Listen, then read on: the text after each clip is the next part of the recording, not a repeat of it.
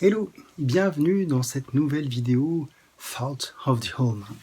J'avais envie de faire cette vidéo sur un sujet très précis, effectivement, et faire un petit bilan sur un manga dont la hype ne cesse d'augmenter, à tort, à raison. Est-ce que vraiment ce manga mérite cette hype? Il s'agit de Kaiju numéro 8. Voilà, parce que donc, ce premier tome, d'ailleurs il me semble que ça fait même pas un an que c'est sorti, puisque le premier est sorti quand? Je ne vais pas le trouver, hein, forcément, parce que vous me connaissez, je ne prépare jamais suffisamment mes vidéos pour savoir quand est-ce que ça a été sorti. Octobre 2021. Donc voilà, donc effectivement, ça fait même pas un an que c'est sorti, et déjà 5 tomes et une montée en force de tout ça. Alors, j'ai relu les 5 tomes, je les ai lus, je les ai achetés, j'ai essayé de voir un petit peu, d'essayer de comprendre un petit peu tout ça. J'en profite aussi parce que du coup, je trouve qu'on n'en parle pas assez, mais moi j'adore les couvertures hein, qui sont sous les jaquettes, qui sont toujours très humoristiques. Donc là, on retrouve effectivement Kafka sur le deuxième avec Reno. Je crois qu'on le voit aussi parce qu'effectivement, en fait, il y a toujours une petite blague. Là, on voit Reno en train de viser, et puis derrière, on voit Kafka avec un petit texte humoristique. Et puis là, il mange des champignons. C'est toujours très, très amusant. Je vous invite à regarder, effectivement, à avoir la curiosité de retirer la jaquette. Parce qu'il y a toujours une petite chose rigolote derrière. Alors, Kaiju numéro 8, de quoi ça parle? Alors, je vais essayer de... Je pense que beaucoup de personnes en ont parlé. Je vais faire un résumé très simple. Moi-même, j'en ai déjà parlé sur ma chaîne. Donc, on suit l'histoire de Kafka Ibino, qui est qui vit dans un monde... Alors, je vais essayer de... Pour cette réflexion, je vais essayer de balayer un peu large et d'aller sur plein de thèmes qui vont me venir un petit peu au fur et à mesure parce que j'ai pas préparé et sur lesquels je vais dire un peu ce que j'en pense pas, ce qui se passe, ce qui ne passe pas, et point positif, point négatif pour moi.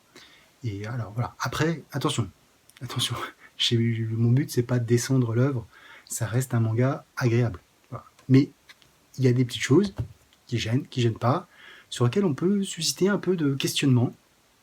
Est-ce que c'est comme ça que ça aurait dû être?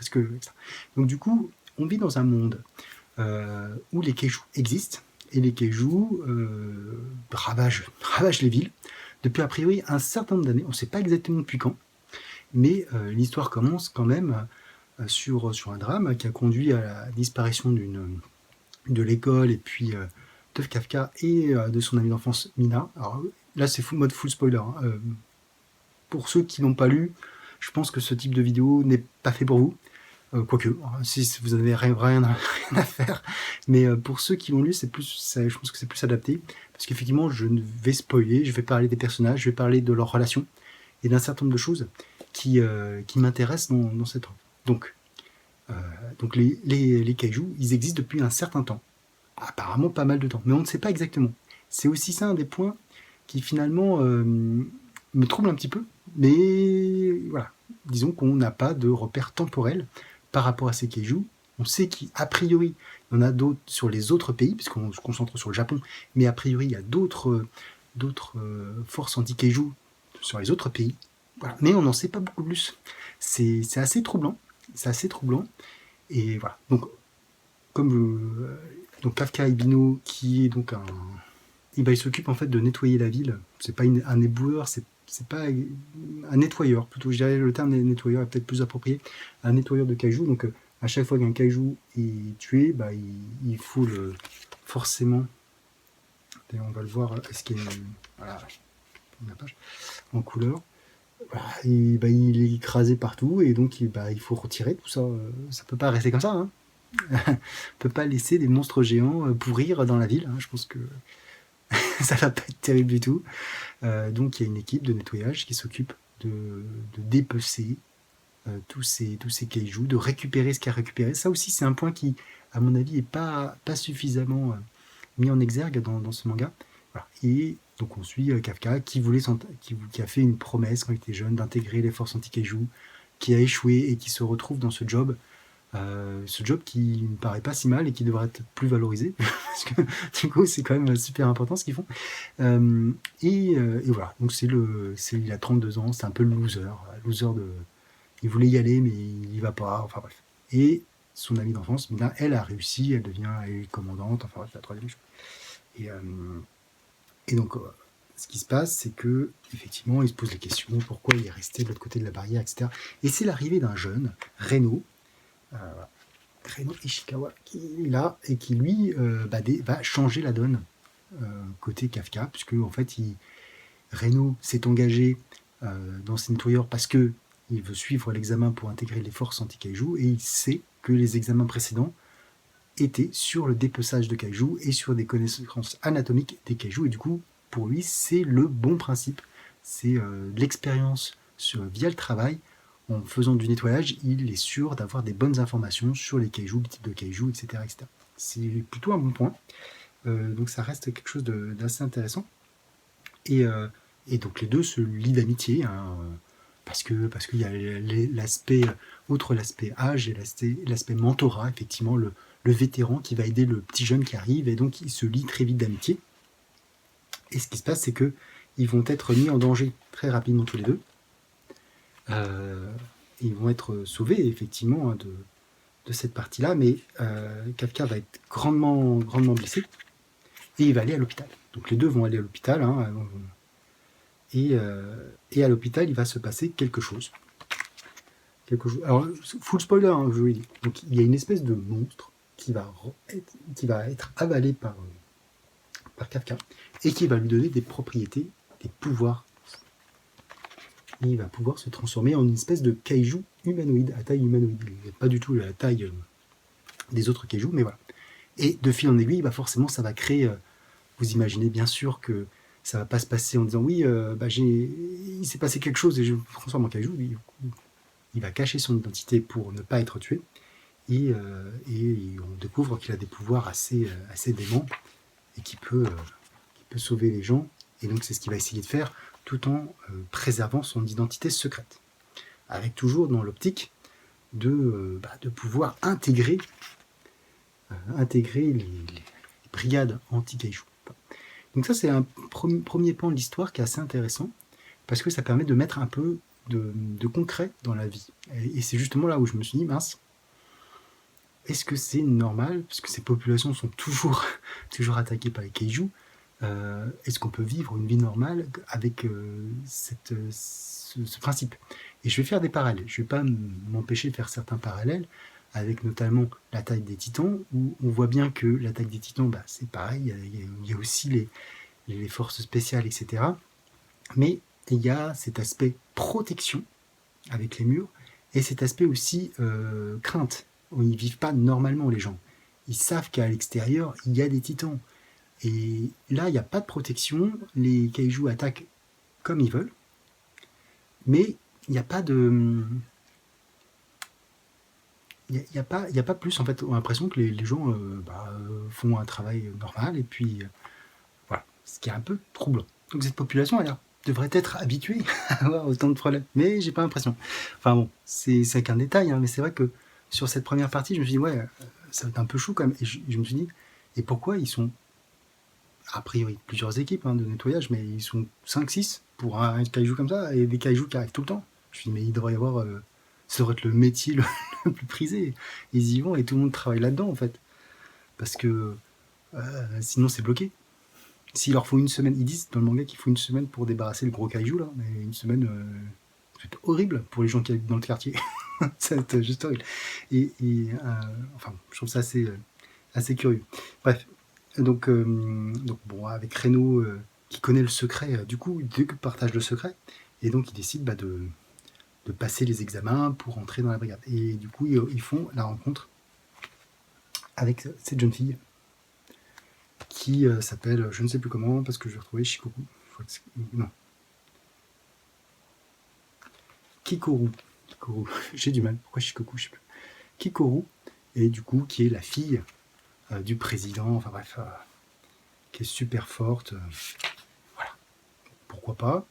Du coup, là, on a une espèce de trio qui commence à se mettre en place. Les deux qui partagent le secret, ce troisième personnage féminin très rentre-dedans, très fort. Voilà. Et après, on va rencontrer d'autres personnages, mais du coup, qui vont être vraiment moins intéressants, en fait. C'est aussi ça, un un des reproches que je pourrais faire à cette œuvre, c'est que voilà, on a d'autres candidats. On a celui-ci, hein, donc Haruichi Izumo, voilà, diplômé, super fort, etc. On a Hiharu Furuhashi, là aussi super fort, des lycées professionnels. On a l'ancien militaire Aoi Kaguragi. Et puis après, il y a les commandants qui sont là. Mais du coup, on a que des super pointures, qui sont tous super forts. D'ailleurs, ça va se voir, donc on a le Mina, hein, dont on a parlé, la commandante, qui est aussi ultra forte. On a son second, hein, le lieutenant, qui je ne sais plus comment il s'appelle, mais je vais le retrouver, hein, parce que du coup, ça va se faire au fur et à mesure. Et donc, voilà.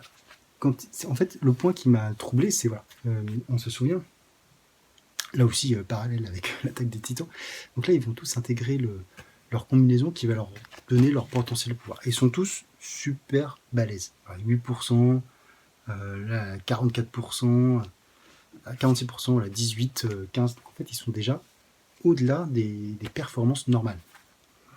Sauf Kafka, effectivement, qui est à 0%. Voilà.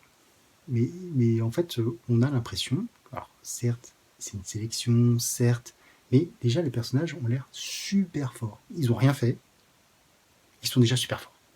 Voilà. Ça m'a un peu troublé ça aussi. Je me dis mince, pourquoi ils sont super forts?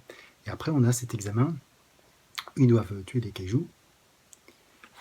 Sauf que rien ne se passe comme prévu, hein. Kafka est blessé, et puis après on a un autre kaiju qui arrive et qui va changer la donne, le kaiju numéro 9, et du coup qui va complètement changer la donne, raviver, ressusciter les autres kaiju et affronter Kikoru, et qui va lui mettre en gros une petite pâtée, hein. On a un petit flashback sur ses motivations qu'on comprend sans comprendre, hein. Bon, okay. C'est assez classique, assez cliché cette partie-là. Tu vas être le meilleur parce que ta mère, parce que machin. Et on finit sur un cliff très efficace, et du coup qui va aussi me poser problème. On a le cliff où Kafka révèle son pouvoir à Kikoru pour combattre le kaiju. Okay. Donc, quand on commence le tome 2, on sait déjà qu'il y a une personne en plus dans la confidence. Ça va évidemment se terminer correctement, voilà, tout va se passer. Et du coup, il y a une personne en plus qui connaît, il faut que je vais avoir un petit qui connaît ça, et voilà. Bon. Après, on a ce kaiju numéro 9, qui, assez bizarrement, alors je sais pas si c'est... qui travaille aussi dans l'équipe de nettoyage.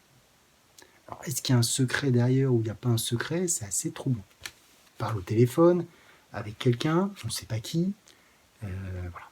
Il a une apparence humanoïde, hein. Voilà. Et il poursuit un but qu'on ne connaît pas. Voilà. Donc Kafka réussit à intégrer petites histoires sur pourquoi ils ont intégré, etc. Bon, ça reste mignon, ça donne un petit peu plus d'informations sur les motivations de chacun, etc. Même si ça reste très superficiel, je trouve. Et après, il y a leur première véritable mission, où là aussi, bon, on peut pouvoir... voilà. Là, on a Mina qui est en action et qui est juste ultra badass. Ultra badass. Voilà. Même trop badass. En fait, c'est un point que je ressens, c'est qu'on ne sent jamais la difficulté des héros. On va me dire, c'est pas tout à fait vrai dans le tome 2. J'y viens. Mais ils sont tellement forts qu'on a l'impression qu'il n'y a jamais de difficulté. Ils ne vont jamais être mis devant un échec. Ça va toujours être finalement assez facile d'arriver. Parce que même avec ce kaiju absolument dément, hein, il est énorme. D'ailleurs, je ne sais pas comment il peut sortir de terre comme ça, c'est juste, il fait, je ne sais pas combien de mètres de hauteur, et le truc, tu le vois à des kilomètres. Et donc, bon, après, il y a la petite compétition, et donc les deux, Kafka et, je ne sais plus comment il s'appelle, j'ai dit le nom, mais je me souviens plus, Fury, tombent devant le kaiju numéro 9. Qui se transforme, donc lui qui n'a rien à faire de son identité, et qui va pour les tuer. Donc ils réussissent à éviter ces tirs, là aussi. On sait comment, hein, c'est comme des... Alors, ils ont la combinaison, voilà. D'ailleurs, la combinaison, ça aussi, j'en ai pas parlé, mais du coup, ça rend les choses assez intéressantes, c'est que la combinaison est faite à partir des cellules musculaires des kaijus récupérées par les équipes de nettoyage. Donc, c'est super en fait. Et la question qu'on peut se poser, c'est si les kaijus existent depuis très longtemps, pourquoi cette technologie n'est pas accessible à tous? Et pourquoi est-elle si difficile à appréhender? Voilà. Donc, bon. Après, il y a un tout petit aparté sur les armes en disant voilà, il y a des pastilles mais qui ont été faites à partir de kaijus, d'organes de kaijus, etc. Donc ça veut dire qu'il y a vraiment un recyclage des kaijus pour en faire des armes pour combattre les kaijus. Et c'est, je trouve, assez peu développé. C'est presque une virgule sur la page. Oh, en fait, j'ai pris des balles, j'ai pris des balles électriques qui proviennent d'un organe d'un kaiju qu'on a tué il y a 15 ans. Voilà. C'est un peu dommage parce que ça aurait, à mon avis, donné un peu plus d'impact sur tout ça. Donc là, bon, on a les scènes sont bien, hein, les scènes de bagarre sont assez correctes, il n'y a pas de souci. Mais on finit sur ce tome un petit peu comme dans le premier, sur un cliffhanger où qu'est-ce qui se passe? Encore une fois, Kafka arrive pour sauver la donne. Voilà. Exactement. En fait, on a, entre les premiers et le deuxième, on a quasiment la même scène. Kafka vient pour sauver ses amis. Le premier, c'est Kikuru, là, c'est Reno, mais c'est quasiment la même chose. Et c'est un peu dommage parce que on a cet aspect de répétition dans les actions qui gêne un peu. En tout cas, m'a gêné un peu. Ça reste hyper fluide en termes d'action, etc. C'est des moments badass, ça c'est sûr, mais il y a des petits trucs comme ça qui me font un tiquer un peu. Le troisième tome, c'est la même chose. Hein. On a un peu plus, on a l'affrontement avec, du coup je vais pas retrouver, comment il s'appelle, Oshina, le vice-commandant. Effectivement, celui-ci va se battre contre Kafka sous sa forme de kaiju, mais qui veut pas vraiment, enfin bref, surtout que Oshina se sert de sabre. C'est aussi c'est un peu marrant. Hein. Il sert de sabre contre des kaijus qui sont géants. Donc c'est vrai que il justifie plus ou moins cette partie-là. Mais voilà. Après, pourquoi pas. Mais bon. Donc il y a tout cet affrontement. Et après, il y a une petite histoire sur le kaiju numéro 9 qui réussit quand même à s'enfuir, où on se demande ce qui se passe, etc. Ok, ils sont à l'hôpital. Et après, il y a la fête des briefings, que j'ai trouvé très bizarre. Qui est pas très... Parce qu'en fait, tout le monde dit, ouais, ça va être dangereux, mais pour le moment, nous sommes au 3e tome, personne n'est mort. Il n'y a pas eu... Et les seuls qui ont été blessés sont allés à l'hôpital, et finalement, voilà. Que ça soit Kafka et Reno, Kekoru, Reno et son acolyte, ils sont allés à l'hôpital et ils ont l'air d'être remis sur pied assez facilement. Ils n'ont pas de séquelles. Il n'y a pas de mort. Voilà. Mais donc ça, c'est un aspect qui me gêne terriblement. Alors peut-être que j'ai pas lu la suite, peut-être qu'effectivement à partir du tome 6, c'est l'hécatombe. Mais là, on a je trouve qu'on n'a pas assez le temps de connaître les personnages, mais de toute manière, il ne va rien leur arriver. Au bout du 3e tome, on a compris qu'il n'allait rien leur arriver. Globalement, qu'il y avait toujours à avoir Kafka ou quelqu'un pour sauver la situation. Donc, on a cette sensation de danger, on ne l'a pas. Voilà. C'est un peu dommage. Alors, au niveau de la quête de Kafka, ça évolue, puisque de stagiaire, il passe vraiment à membre de l'équipe. Ok. Et après, on a cette attaque de la base, qui est plutôt... Alors, toutes les scènes sont plutôt badass, avec ce kaiju numéro 10 qui arrive aussi. On a vraiment... on a vraiment des scènes qui sont de bagarre assez intenses, hein, et qui sont plutôt pas mal. Mais pour le moment, j'avoue que 3 tomes, bah, où est-ce qu'on y va? Et là, on a Kikuru qui a récupéré une arme faite à partir de kaiju également, qui est une hache géante. J'avoue que j'étais un peu troublé. En fait, les armes comme ça de contact, je sais pas si c'était la meilleure chose pour combattre des kaiju. J'aurais plutôt vu des pistolets. D'ailleurs, ils ont tous des pistolets, à part effectivement le vice-commandant et elle, qui ont des armes de contact. pourquoi pas, pourquoi pas. Mais bon, après pourquoi pas, hein, mais ça donne des choses assez terribles. Et donc là finalement, qu'est-ce qui s'est passé dans ce tome? Fin de l'affrontement avec Kaiju numéro 9, un petit peu de développement, dire voilà, on est content d'être ensemble, on fait la fête, et puis réaction avec ce Kaiju numéro 10. Donc on a l'impression que l'histoire n'avance pas du tout. On ne sait toujours pas ce qui se passe, quels sont les méchants, pourquoi ils attaquent les bases, et pourquoi cette base. Mais voilà. Et surtout, les gens, voilà. C'est l'aspect personne qui finalement me dérange, parce qu'on est dans un monde où finalement, j'ai l'impression qu'il y a les nettoyeurs, il y a les forces, mais ils ont l'air assez un peu impactés par tout ça. Alors que c'est juste terrible. Je ne sais plus dans quelle scène où on voit tous les Onju qui se déversent. Mais c'est juste monstrueux. On est, maintenant, ils vont déferler. Il y en a des milliers, quoi. C'est un truc absolument démoniaque. Il y en a des milliers dans la ville. Les personnes, ils ont réussi à évacuer la zone. Je pense que oui, ça doit être écrit. Ils ont réussi à évacuer la zone.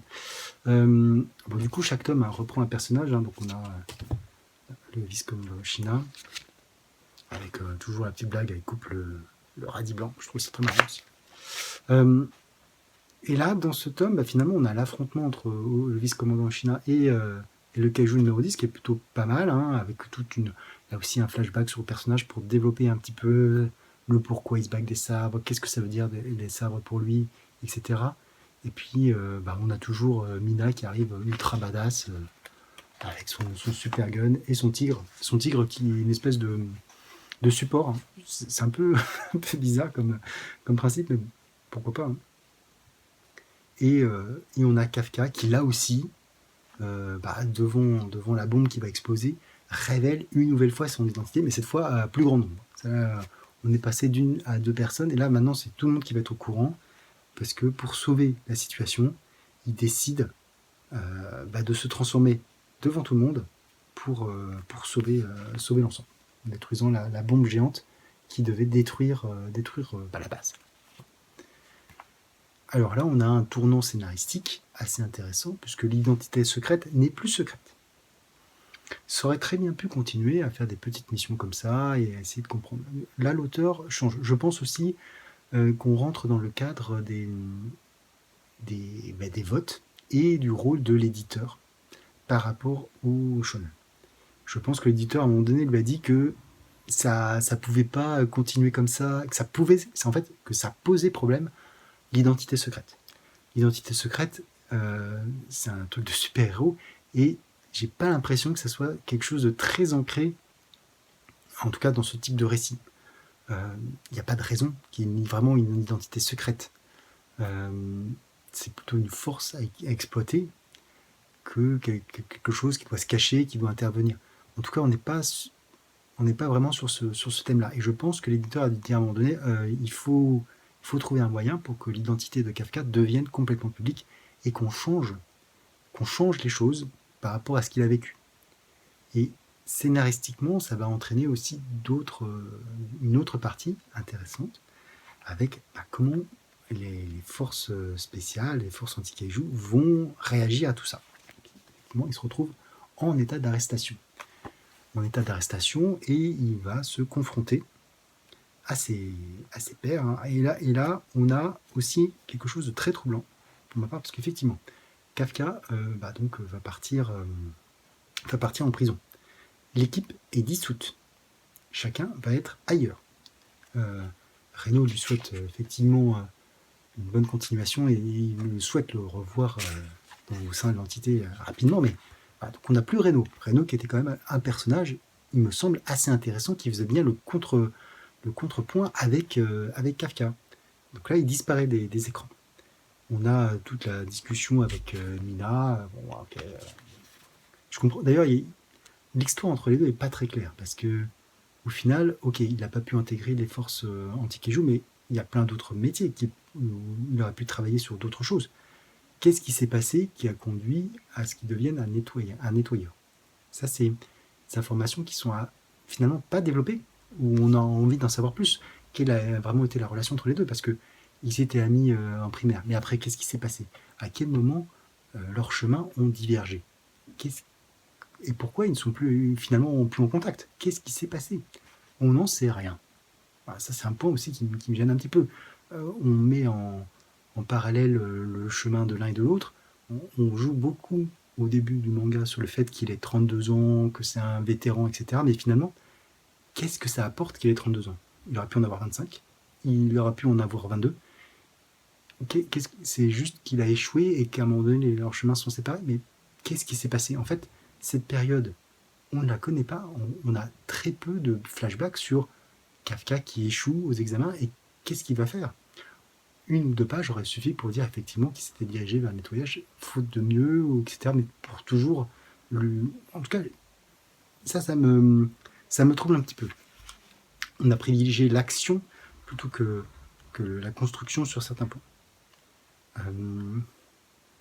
Donc effectivement, voilà, ils vont les transférer dans d'autres unités. Donc les personnages dont on avait finalement rien à faire, on ne connaissait pas, de toute façon on ne va plus les voir. Voilà, ils vont être affectés ailleurs et sûrement devenir encore plus badass qu'ils ne l'étaient déjà. Voilà.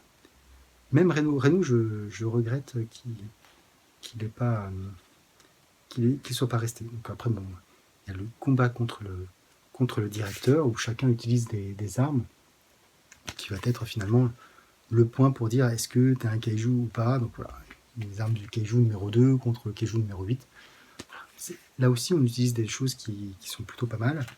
Après, le directeur, il est tellement fort, je me dis, mais alors avec une arme de contact aussi, là aussi c'est intéressant, il a une arme de contact et pas une arme de jet. Mais qu'est-ce qui se passe? Comment il peut y avoir encore des kaiju avec des telles forces de la nature? Ils sont juste imbattables, les gars. Ils sont imbattables. C'est étrange. J'ai un peu de mal à comprendre comment il peut y avoir encore des kaiju quand on a ça. Et le tome se termine effectivement sur un Kafka qui est mis en difficulté. Et après, on tombe sur le dernier tome, le tome 5. Le tome 5, on a un autre personnage qui arrive. Effectivement, un autre commandant, le commandant de la première unité. Est-ce que je crois qu'on a là aussi parce qu'on a un personnage serait a priori un geek. Voilà, parce qu'il aime les jeux vidéo et les gunpla et un certain de choses. Voilà. Donc on a la poursuite de l'affrontement contre le directeur.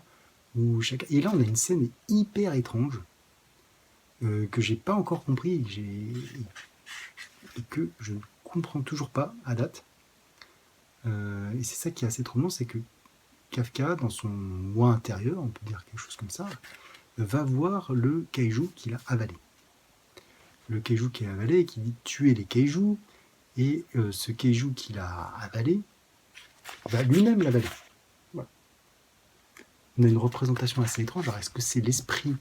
Est-ce que c'est une métaphore de l'esprit du kaiju qui prend possession de son corps et dire bah voilà, maintenant c'est moi qui dirige et je dois tuer les kaijus? Parce que du coup, le directeur a une empreinte de kaiju, puisqu'il a les armes de kaiju numéro 2. Donc Kafka décide de s'auto-mutiler pour arrêter le combat.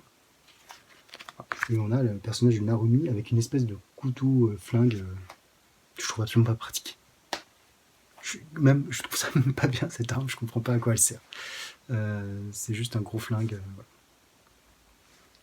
Et donc Kafka, finalement, on décide qu'il peut être utilisé. Il est plus ou moins mis en surveillance, mais on décide d'utiliser comme une arme, ce qui était finalement la chose la plus logique. Hein. Tu formes et tu utilises. Hein. Et il va être au sein de la première unité avec Kikuru et ce personnage, effectivement, de Narumi, qui préfère jouer aux jeux vidéo, etc., mais forcément qui est hyper badass. Voilà, lui aussi, il est hyper badass. On le voit d'ailleurs, sur le gros kaiju genre Godzilla qui arrive, il va le tirer dessus et hop, le faire exploser en un coup. Là aussi, pourquoi avoir une unité quand un ou deux gars peuvent dégommer un kaiju en entier? Voilà, efficacité, ton mot est excellent, formidable, extraordinaire. Je trouve ça marrant ces trucs parce que, ok, il est super fort, mais ouais, ok. What else? Voilà, donc les deux intègrent, etc. Et on va terminer sur je dirais sur peut-être... Donc là, on est vraiment sur un tournant du manga. C'est pour ça que je voulais faire le bilan sur ces 5 numéros. Parce qu'on va avoir des nouveaux kaiju qui arrivent. Voilà. Là aussi, toujours avec le kaiju numéro 9. Et un Kafka qui, suite à ses traumatismes, et sûrement aussi parce que ce qu'il a fait, eh bien, ne peut pas se transformer. Voilà. Donc là, on a un twist scénaristique qui est somme toute assez classique. Le héros se transforme et à un moment donné, il ne se transforme plus pour une raison ou une autre. Et il va devoir faire j'imagine, la paix avec son kaiju intérieur pour pouvoir se retransformer ou alors sujet à une émotion forte. Enfin, le principe de certains shonen. Voilà. Donc, sachant que, bon, forcément, on a Kikoru, on a Narumi qui sont ultra badass. Donc, on va voir ce qui va se passer. Donc là, on termine cet affrontement sur Kikoru qui sauve Kafka. Donc, pour une fois, on change de cliffhanger. Mais voilà. Alors, du coup, si on fait le bilan, parce que là, je vous ai bien tout spoilé, j'ai dit un petit peu des réflexions un petit peu en lecture, mais donc, par rapport à l'univers, effectivement, moi, je me pose des questions. Comment il s'est développé cet univers? Qu'est-ce qui existe? Est-ce qu'il y a d'autres kaijus? D'où sortent les kaijus, etc. Il y a un certain nombre de questions qui sont encore sans réponse. Seront-elles adressées? Je l'espère. Ça peut pas être juste des monstres qui sortent comme dans One Punch Man, on sait d'où, et puis les gars les dégomment. Ça me gênerait dans cette approche pseudo-réaliste. Voilà. One Punch Man, c'est du délire. Voilà. C'est une parodie, il y a des monstres qui sortent, il y a des gommes, il y a des organisations de monstres, etc. qui n'ont aucun sens. Là, on n'est pas dans cette même approche. On est sur des kaiju qui ressortent avec une organisation qui se veut militaire, qui se veut proche de quelque chose qui pourrait être réel, avec la part de fantaisie, effectivement, qui est en lien. Voilà. Donc, sur l'univers, intéressé, mais il manque quelque chose. Sur les personnages, comme je vous l'ai dit, je regrette que ce trio qu'on avait dès le début, entre Kafka, Reno et Kikoru, ne soit pas conservé. Là, on fait éclater le trio pour mettre Narumi, qui ressemble quand même beaucoup à Reno en termes de comportement. C'est pas tout à fait vrai, je vais pas dire ça. Mais qui physiquement ressemble beaucoup. Et qui finalement pourrait agir un peu de la même manière. Alors, ils ont leurs différences, chacun a un peu la différence, mais je trouve ça dommage d'avoir sorti Reno aussi vite. Je trouve ça dommage aussi que les relations entre les personnages soient finalement assez restreintes. Ce que j'aimais bien, c'est Reno Kafka avec cette relation avec le secret. Alors, comme je vous dis, je pense que l'éditeur a dit ça va pas, il faut changer pour ramener autre chose. Mais je trouve ça dommage parce que ça aurait été intéressant d'avoir toujours cet aspect un petit peu secret qui aurait pu être géré un peu différemment.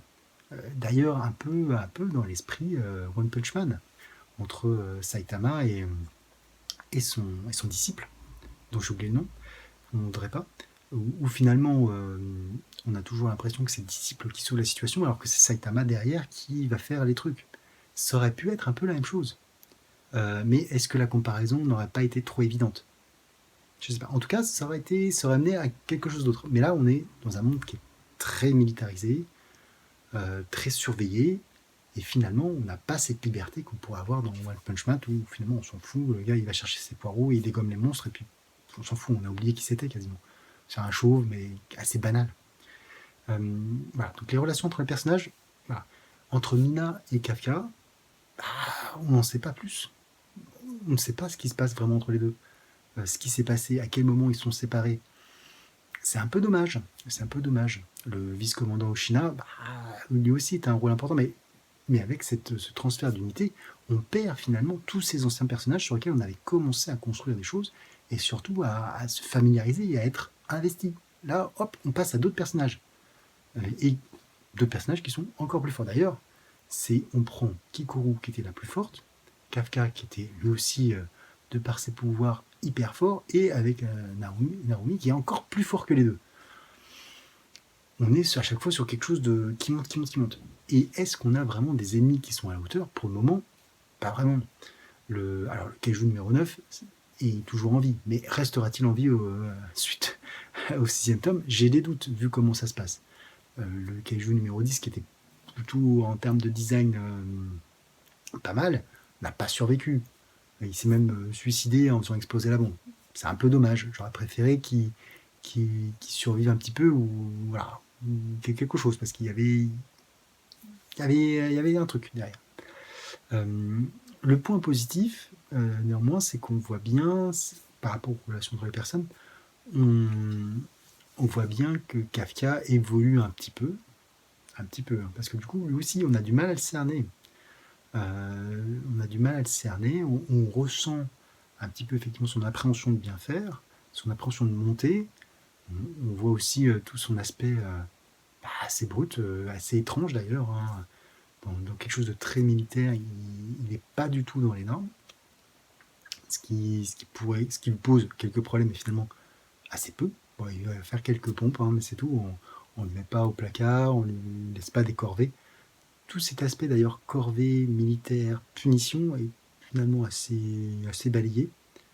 Euh, bon, c'est voilà, c'est un peu dommage, mais c'est comme ça. Et bon, après, j'attends de voir la suite, hein. Je suis toujours curieux de voir comment ça évolue. Ça fait partie des meilleures ventes au Japon, donc j'imagine qu'il y a quand même quelque chose derrière. Hum, Voilà, il n'y a pas, il y a pas. Généralement, un succès ne se fait pas sur du vide, quoique un tube, c'est vide. Mais en tout cas, il y a cet aspect relation entre les personnages qui, à mon avis, mériterait d'être un peu mieux. Après, il y a l'aspect graphisme et combat qui, à mon sens, est quand même vraiment très bien. On est vraiment dans l'action, on ressent des choses. Il y a niveau graphisme et mise en page, c'est quand même bien.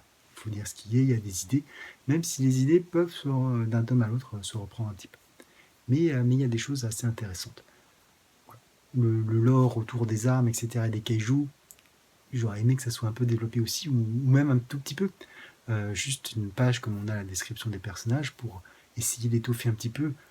Un ou deux pages entre deux chapitres aurait permis d'avoir l'information sur dans quel monde on vit, ce qui se passe, comment réagissent ces autres pays, etc., etc. Un peu dommage, mais peut-être que ça arrivera, je ne sais pas.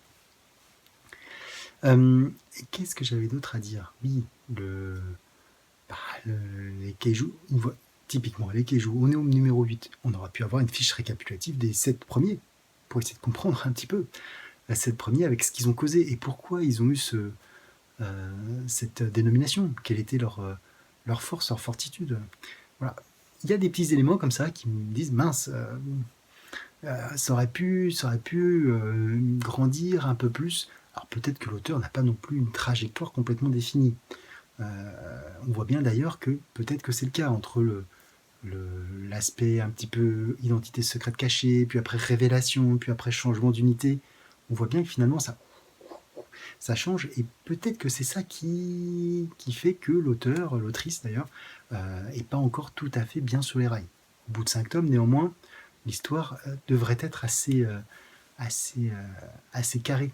Au bout de 5 tomes, je pense qu'on doit avoir un objectif clair. Et là, finalement, l'objectif, est-ce qu'il est plus clair qu'au début? Bah non. En fait, on ne sait toujours pas ce qui est arrivé à Kafka. On ne sait toujours pas d'où les kaijus sortent. On ne sait pas grand-chose sur le monde. J'espère vraiment qu'il y aura plus d'informations, que ça sera plus dense sur les prochains tomes, et que ce ne sera pas juste que de la bagarre. C'est pas mal la bagarre, mais c'est vrai que on a passé certains tomes où il y avait un affrontement qui se terminait et un affrontement qui commençait. Entre les deux, il y a un tout petit peu de tranche de vie et de relations, mais ça reste succinct. On aimerait en savoir un peu plus. Avec ce 5e tome et le fait que le directeur veuille garder Kafka, qu'il y a une espèce de conseil, on voit qu'il y a autre chose, qu'on commence à agrandir un petit peu le cercle. Mais ça reste encore restreint. Donc voilà. En tout cas, c'est mes différentes réflexions par rapport à cette œuvre, un petit peu en vrac, un petit peu comme ça, quand ça sort. Il y a sûrement d'autres choses qui me reviendront. Mais, euh, mais en tout cas, voilà, je voulais faire cette vidéo, un peu longue sûrement, je découperai pas, mais pour essayer d'avoir une réflexion vraiment sur ce manga. Est-ce qu'il mérite la hype? Bah oui et non. Oui et non. C'est un bon manga, mais est-ce que c'est le manga de l'année? Je ne pense pas. Il y a sûrement d'autres mangas qui ont moins eu d'influence médiatique et qui sont tout aussi bien, voire mieux. Mais c'est celui-ci qui a lancé. Il y a eu une espèce de vague. Quasi a saisi la vague et c'est parti. Je ne peux pas leur reprocher. C'est aussi comme ça que ça marche maintenant. Il y a du buzz, il y avait sur la BNF, il y avait pas mal de choses. Peut-être qu'ils font quelque chose pour l'anniversaire. Voilà. Donc, un des tirages les plus importants pour un premier numéro. Voilà. Donc, ils avaient prévu cette vague de kaiju et elle est arrivée. Après, voilà, est-ce que ça va devenir la mode d'avoir des kaiju? Peut-être, ça c'est jamais vraiment parti, hein. Mais avoir des choses un petit peu comme ça, un peu plus. En tout cas, celui-ci, il existe. On a encore pas mal de choses à adresser, pas mal de mystères à résoudre, ce qui rend l'œuvre intéressante. J'espère que l'autrice ne va pas se perdre en chemin et elle a quand même une trajectoire pour qu'on puisse suivre un fil rouge et essayer d'avancer. Ça serait assez plaisant. Et puis qu'on puisse voir l'évolution de ce personnage de Kafka là, qui nous en révèle un peu plus sur lui. Pourquoi tout ça? Voilà. Bah, sur ce, n'hésitez pas à commenter par rapport aux différents points que j'ai pu mener. Si ça vous intéresse, ça vous intéresse pas, si vous avez des choses que je n'aurais pas dites ou auxquelles vous n'êtes pas d'accord, n'hésitez pas à réagir. On est là pour ça. Les commentaires servent à ça. N'hésitez pas à liker si cette vidéo vous a plu. J'en ai une prochaine dans les tuyaux sur le même principe. Si ce type de vidéo un peu plus longue de réflexion vous intéresse, n'hésitez pas non plus. Voilà. Et si vous voulez me soutenir pour que la chaîne grandisse encore plus, et etc., n'hésitez pas à vous abonner, à partager, voilà, sur les différents réseaux. Et sur ce, je vous dis ciao.